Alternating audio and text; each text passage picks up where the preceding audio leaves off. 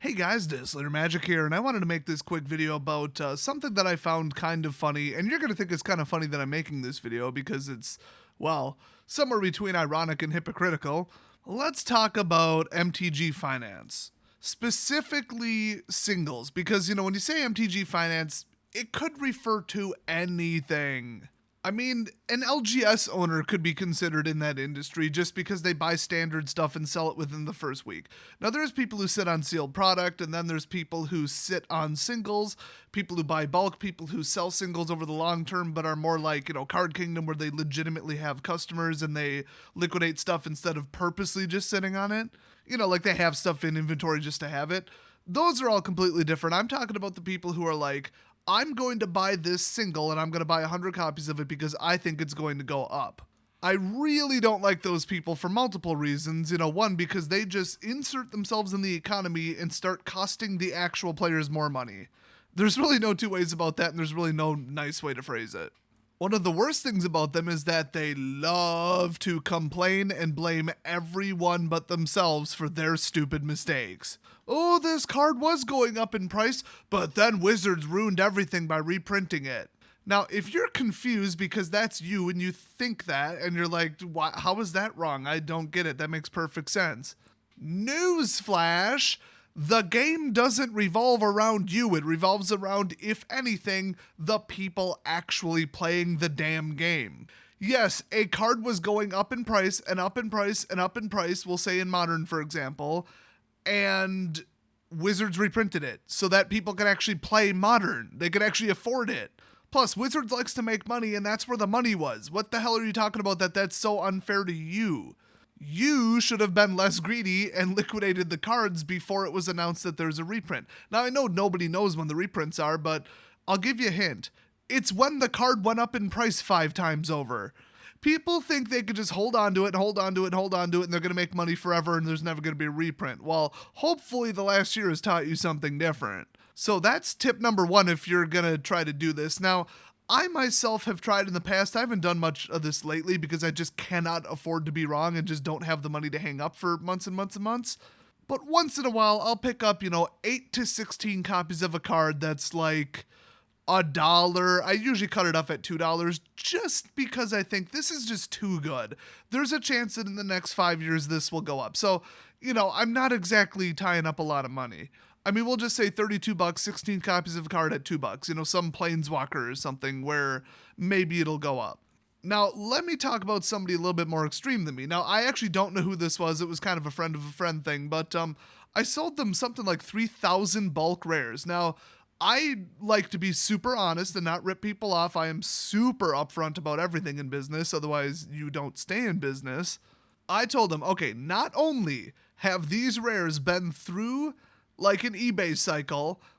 I mean, they are standard legal right now, actually, but they've been through a buy list, then they've been through like another buy list, then another buy list, and been rejected because it was like either 5 cents or 10 cents, or I didn't feel like sending them in, or they weren't even on the buy list. And then there was like multiple more set releases and then even more buy lists. So these cards are like guaranteed 100% certified worthless. And like, that's exactly how I described it. I'm like, these are super filtered. These are only the rejects from like multiple layers and over a year of buy lists. And the person's like, no, that's fine. Yeah, we just buy any rare. And I'm thinking, why? Like, if you're a single seller, you don't need 1,000 copies of an unpopular card and 100 copies of a popular card. No, you pretty much need the inverse because that's what people are going to order. It doesn't make sense. So my theory is these people are, and half the time they admit this, they're investors, they're long-term investors. So if you're paying, it ended up somewhere between like 5 and 10 cents a piece. And then there was like shipping and stuff, and then we sent some foils too, so whatever. But basically it was between 5 and 10 cents a piece, which, obviously is a terrible price. The bottom minimum rare price is usually 25 cents retail. So what I'm thinking is, if you buy, let's see, if they're 5 cents a piece and you buy 20 different cards, you only have to have one of those rare cards hit $1 to break even. And when a rare takes off, it usually really takes off. We're talking $4 to $10 usually in Modern.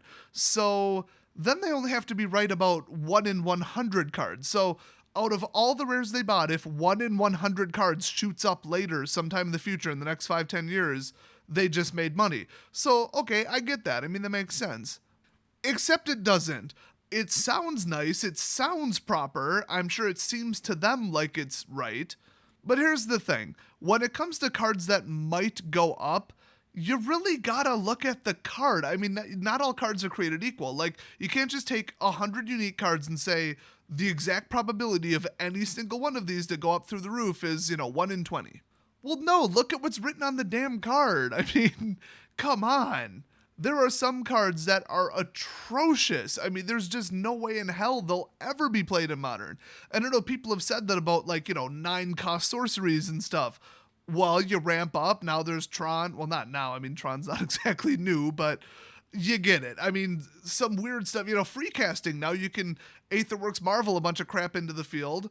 Or you could free cast this, free cast that, and, now free casting. I mean, hello, now these cards are completely reasonable to play in Modern, and a couple of them shot up. So it's really hard to predict what mechanics will be printed in the next 5 years, we'll say. So anything could go up, but not really. You can look at a card and say, that is sincerely terrible. There is just no use for that. It's inconceivable. And then you could, on the flip side, look at another rare and be like, yeah, I could see that maybe going into something. Like, what if they printed a card that says this, that allows you to do this multiple times? Or what if they print a creature that's like this, then these would work together perfectly? Okay, I see, it's a long shot, but I see the potential for this. Those are the rares you want to buy. Buying them indiscriminately is just stupid. So I would just open up the buy list to things that have potential and not even touch the rest. Now, maybe they're just buying all of them because, like I said, ultra long shots. You really never know what Wizards is going to print in the future as far as mechanics.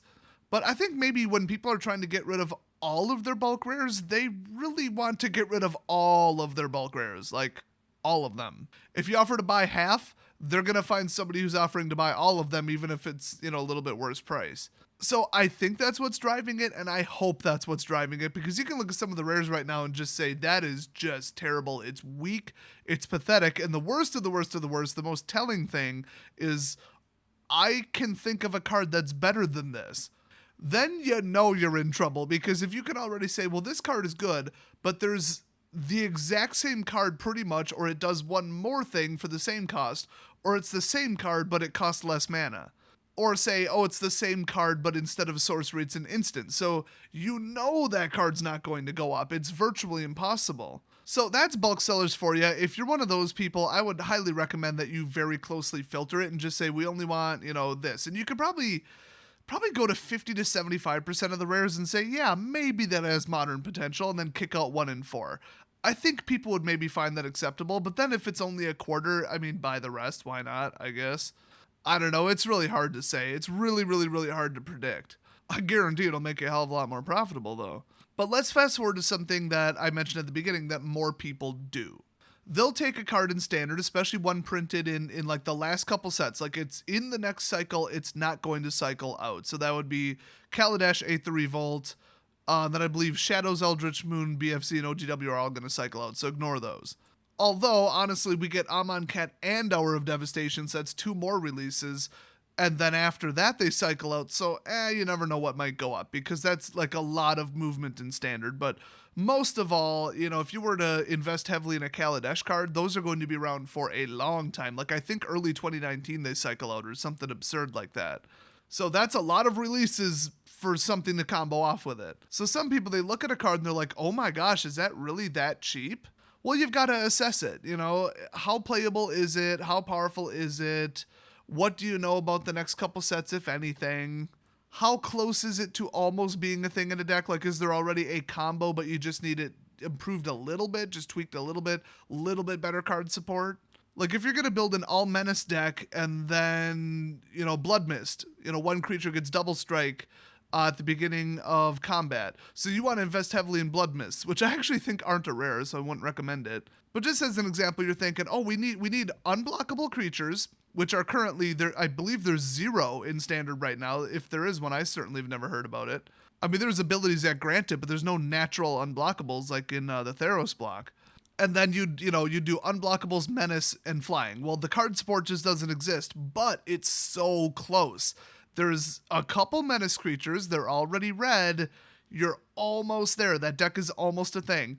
Okay, buy up like every copy of Blood Mist ever. And that's just an example that'd be a terrible investment. So let's take an example that I've heard thrown around quite a bit, especially even at my LGS. People are like, oh, it's that cheap? It's that low? I should pick up 8 of them. That's like everybody's response. I should pick up 8 of them because you never know. Well, for $3 a piece, yeah, $3, you can get Dovin Bond, the Planeswalker. And Planeswalkers are always very popular speculations. If they aren't in one of the top decks, they go down so damn quick, even though it's almost automatic. If you're playing those colors, you could probably throw a Planeswalker in if it's not that tight of like a combo-ish, mathematically tight deck.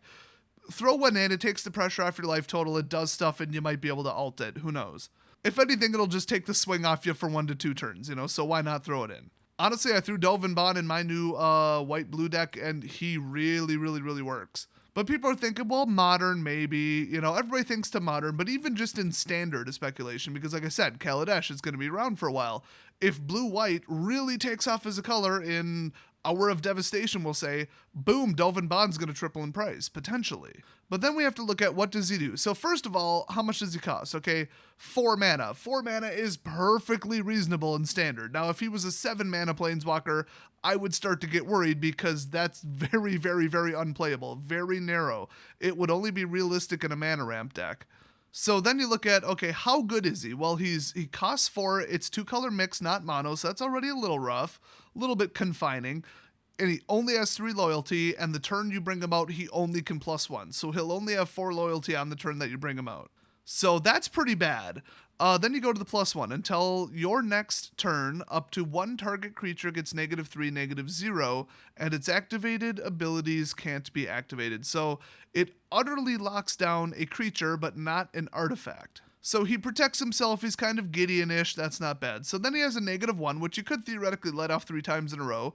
You gain 2 life and draw a card. Well, that's pretty good. I mean, if there was a 4-cost spell that said you gain 6 life and draw 3 cards, yeah, people would be playing that. And yeah, okay, it's split between turns, but it either takes the attack off of you for a turn after you -1 at once and just get, 2 life in a card for 4 mana, plus effectively fog the turn by taking the swing at him. That would be moderately okay. So just his -1 is enough to say, yeah, this is a decent guy, Plus, I mean, he could really shut down something. -3 attack is not that great, but it would stop something if there's only one thing on the field, or if there's only one creature on the field that's big enough to hit him. In other words, get past your other blockers. Now, his -7 is you get an emblem with your opponents can't untap more than 2 permanents during their untap steps. Devastating, game-ending, end-of-the-world level ultimate. Now, he is 4 away from it on the turn you cast him, and then if you +1 him, then he's 3 away from it. So, yeah, that makes sense. The further away the ultimate is, the more turn cycles it takes, the better it is. And that, I mean, 2 permanents? 2 permanents. Need I remind you, land and creatures are permanents. Your opponent would be finished. They would be utterly destroyed if that was a thing. So, just so that Dovin Bond doesn't get to -7, people are going to start swinging at him. So, total swing engine, and then he also protects himself. And then if there's an empty field, or if you think you can block or get away with it, -1 him. They'll still have to destroy him at some point, and he'll only be at 2 loyalty. So he's a huge threat. Would I invest in him? Absolutely, absolutely, absolutely. Yeah, 4 costs for 3 is bad, but none of the costs are doubled. 2 of them are generic. And that color combination is historically very, very, very popular. White-blue, I mean, the big control colors, it's hyper control mixed with really good size capable creatures. It's such a match made in heaven in the history of the game. I would buy up some copies of Dovin Bond. He has a chance to go up. Now, the only problem is, even on eBay, you can't really get them for under $3 a piece. It's a little bit over, actually, in a set of 4. So, I mean, $3 is a little expensive because it's like, how high could he possibly go? Now, here's the golden rule that nobody is surprised by if you sell on TCG Player or eBay or something. An envelope costs a certain amount, a top loader costs a certain amount, postage costs a certain amount, and the fees from the actual website cost a certain amount. So if Dovin Bond went from $3 to $6, 100% of that and then some would go to the US Postal Service and eBay and the people that I buy my shipping supplies from. I would actually lose money. So would I personally buy them? No. Would I maybe trade in person for them at F&M? Abso-frickin-lutely. And the best part about that is nobody wants them and nobody's building a deck with them right now. So if you traded for them, people might be sore a year later if they remember it, but hello, they traded it. Like if they wanted them as investment, it was already in their trade binder. They could have just said no. They're just basically jealous at that point. So would I pay cash for them? No. Would I take some of my, good trades like Fatal Push? Well, Fatal Push is like, that's universal. That'll be that price for the next 10 years. But, maybe some dual lands, something where when it cycles out, it won't exactly go to modern. Although, honestly, the Scars of Mirrodin clone lands are pretty damn good right now. They probably would go to modern. But, just some second-rate cards that are only good in standard right now. Would I trade them for a couple Dovin Bonds? Absolutely. Did I literally just do that 2 weeks ago? Yes. So that's the other thing. You don't necessarily have to put up cash. You just have to shift your assets into better long-term assets by trading with people. And are people happy to get rid of cards that are, good-ish? They're mythics, they're dirt cheap, they're rares, but nobody wants them? Absolutely, because nobody wants them. And you can go a long ways. I mean, hell, you could take some Aether Hubs and Uncommon and right now trade them for Dovin Bonds. I mean, geez. Would I do it? Oh, hell yes. I mean, Aether Hub's not exactly going to go down in the next year, but as soon as it cycles out of standard, it's virtually worthless. Now, I analyzed the hell out of this. Let's look at another one. A Johnny Unyielding. $4.50 right now, market list price. Didn't even bother to check it on eBay. I don't think it'll be lower. 6 cost, 4 loyalty, 2 colors. Honestly, I don't care what he does. He's never going to be a thing in modern. 6 color planeswalkers. Good luck in modern. I mean, that just isn't going to happen. Glorified card draw for his +2, which would even out to 6 when you cast him, but who cares? Should have been 6 in the first place. -3 or -2 exile target creature. Its controller gains life equal to its power. You're handing your opponent life. Well, you could technically hit your own creature, and it's like some garbage version of Life's Legacy. And then you got to get him up to -9 to Ultim, and all you do is put 5 1/1 counters on each creature you control and 5 loyalty counters on each other planeswalker you control. That's cool. He'll never get there. Useless in modern. Almost too expensive to be played in standard, honestly. Those colors aren't exactly big right now, and the price is not quite low enough. I would absolutely not buy this card. So let's scale down a little bit. Oath of Ajani, it's 35 cents right now, even though I think the pre-order price was like $3 or $4. People thought this was going to be huge, especially with Winding Constrictor. I think white never made it into that deck. I think that was the problem. I didn't follow it that close. So when he enters the battlefield, put a 1/1 counter on each creature you control. That's huge for 2. That's like modern good.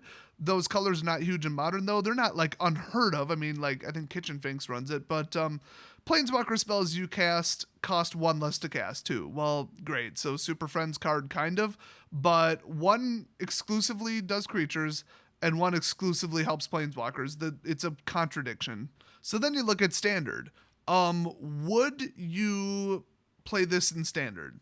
Let's see, what's the big mechanic in white in Amonkhet? Stuff dying, leaving the battlefield, and then coming back embalmed. So would you want to drop counters onto something that is expected to die and then come back without the counters? No.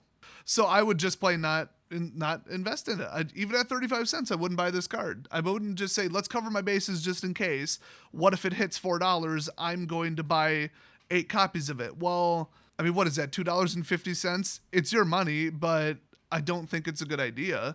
It shows almost no promise, but then it's like one of those things. Once a certain aspect of it, like either, oh my God, look at that price. Oh my God, look at that playability. Or, oh my God, look at that power. If one of those just gets too off the rails, you have to almost ignore the rest and just say, I'll take it.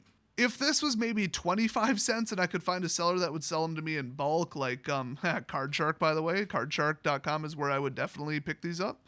Then it's like, okay, so if you got $5 sitting around and you want like 16 copies of this, okay, but you're probably wasting your money and you could have put that $5 towards something a lot more likely to go up. So I've done a bunch of negative examples.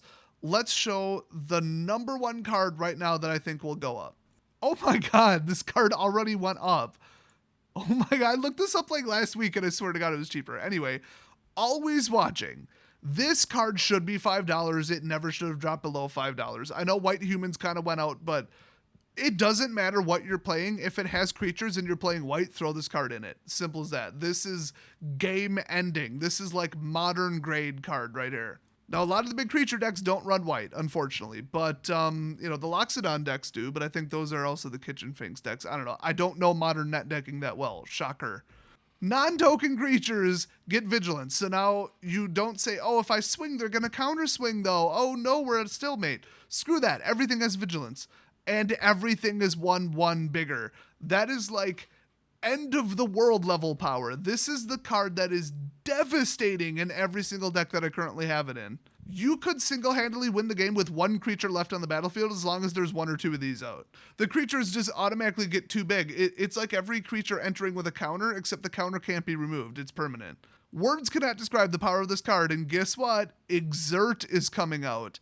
Exert is, I'm swinging with a creature, I'm going to exert it.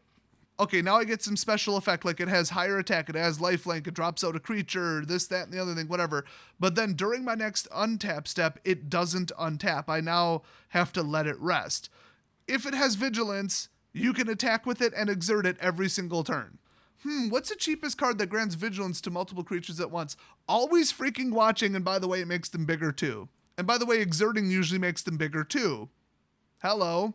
Always watching should go through the roof when Amonkhet comes out. Now, would I be surprised if it sits there and does nothing and doesn't go up at all? Not one bit. It's a mechanic, it looks good, but you don't know until you see what the pros start playing because everybody emulates that, and that's the prices that go up. So will always watching end up in a deck, or should I say, will exert become a deck? Will somebody just build an all exert deck?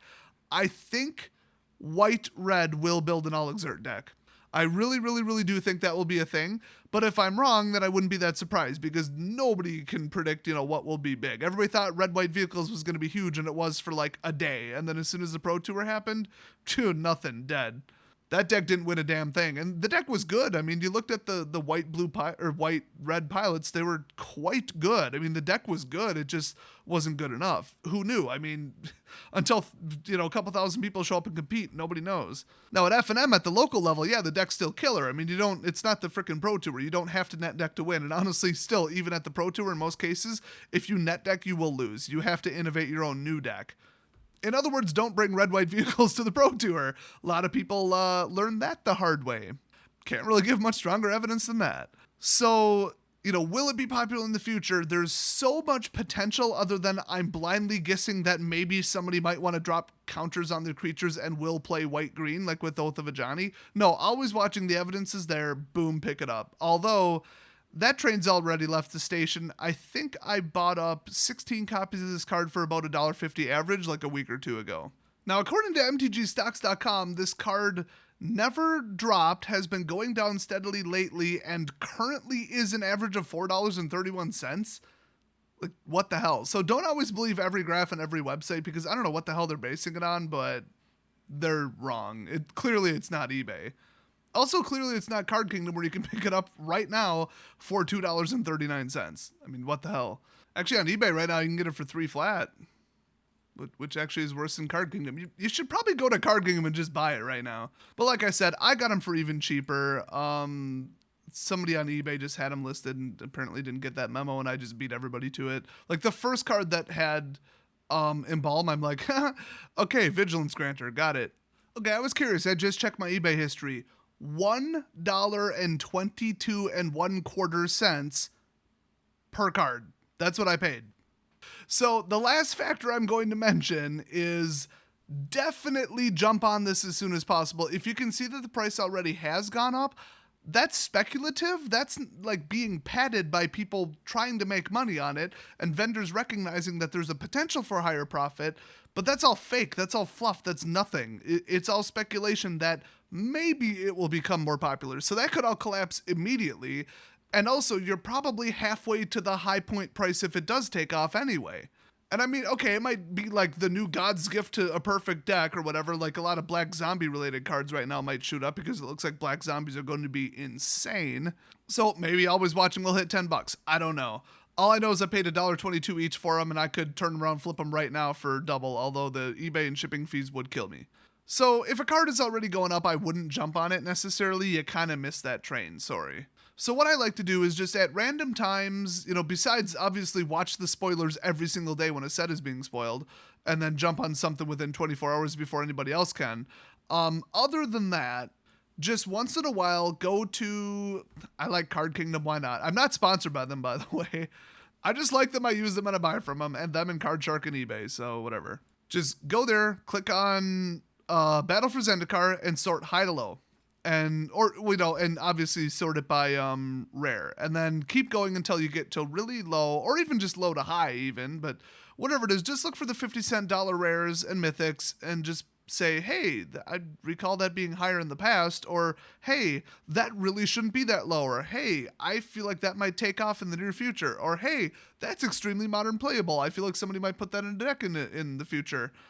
Then buy that card. I mean, you don't have to wait for somebody else in some article on some website to say, hey, I think this card might be hot. Guess what? They just tipped off 50,000 other people. Okay, that you're going to miss out on that one. Plus, the author of the article probably bought up 500 copies of the damn card. They do that. It's practically a pump and dump scam at that point. And people have admitted that they've written whole articles like hyping up a card because they personally own a ton of it. And because the company that sells the card told them to, because they have too many in inventory. Yeah, real honest folks. That's why I personally even like my channel better, but other people have said the same thing. I don't promote that kind of BS. That kind of behavior is just unbelievable to me. If it was in the stock market, it would be illegal. That's all I have to say about it. So one more example, in case you guys aren't getting this pattern, SRAM Senior Edificer. Okay, this guy is insane. Not only does he totally look like Hellboy, but he's a 2/2 for 2 in white, not even double color. So absolutely modern playable. What does he do? Whenever you cast an aura, an equipment, or a vehicle spell, so vehicles, okay, not exactly going to take off in modern, draw a card. Now, recurring card draw triggers are one of the most powerful things in all of Magic because it's repetitive, ongoing card advantage. So let's focus on aura or equipment. This, I wouldn't necessarily drop straight into Affinity, but do I think this would maybe work its way into Affinity because a lot of it's zero-cost equipment? Maybe. I mean, almost definitely not, probably not, but that is one of the most powerful popular decks in all of Modern, so that's a consideration. Also, I mean, auras, maybe somebody's running an aura deck. It's a lot more likely that they're running an enchantment deck, not auras, but you never know if auras become really, really big. I mean, remember, Bestow came out of nowhere. All of a sudden, creatures are auras. I actually don't remember how that ruling worked on the stack where it was considered a creature spell or an aura or both or one or the other or your choice or their choice. It was really weird. But I'm just saying you never know. I mean, this card is recurring card draw for 2 in white and he's also a 2/2 creature. Yeah, he's lightning boltable. Who cares? Get over it. Yeah, he's legendary. Who cares? Get over it. If you got one extra card off this guy, it would be worth it. So he's $1.99 right now. I would buy up probably myself personally 24 copies of him if he hits $1. So that's the other thing. You could say, okay, exclusively in Modern, I think this card has potential in the next 5 years. I'm going to wait until everybody's liquidating the cards, like about 2 weeks to 1 week before Kaladesh cycles out, and then I'm going to buy up these cards. Because, do I think he might go up in standard because of some kind of weird standard deck with auras and crap? Yeah, probably. It could happen. I mean, the equipment right now is pathetic. So if they print better equipment in Aura Devastation, which is very unlikely, there you go. You got a deck. Well, not even a deck. You've got tons of money because this would be like an $8 card. But ignoring standard because honestly I see his potential more in Modern, which actually I've already heard rumors that people are trying to put him in Modern decks, so there's that. Would this be a great speculation? Abso-frickin-lutely it would be.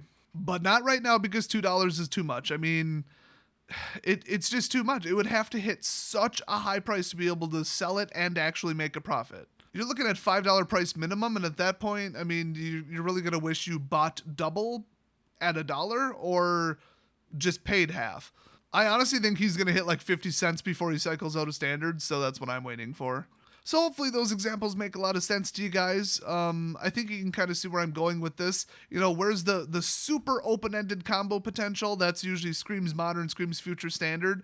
Whereas something super specific, mechanic specific, it's not quite as good. That wouldn't be the one I would pick. Either buying hundreds of bulk cards at once from a friend, a flea market, online, whatever. And also, that would be the ones that I don't send into the bulk sellers, because I held on to, 50, 60 copies of a rare that I have from Oath of the Gatewatch, because I'm very sure it's going to go up in the near future. So at least if you're on the other side of it, you already have them, don't send them in. But most people are not, like $50,000 a year single sellers like I am. I know, super relevant advice.